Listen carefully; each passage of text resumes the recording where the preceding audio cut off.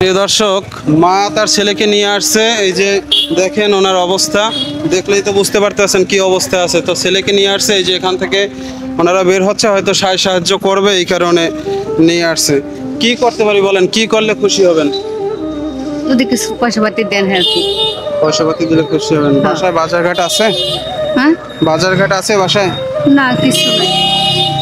প্রিয় দর্শক, আমি আর্থিকভাবে এত বড় বেশি স্বাবলম্বী না, তারপরও ও কথা বলতে পারে।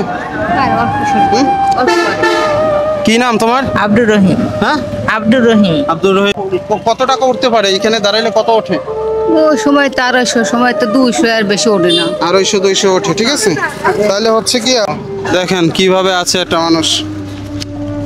এই যে আপনি একটু ভালো মন্দ বাজার টাজার করবেন ওর জন্য, দুইজনেই। হ্যাঁ, ঠিক আছে। তো দর্শক, ভালো থাকেন, হৃদয়বান মানুষের কাছে পৌঁছে দেন মানসিকভাবে।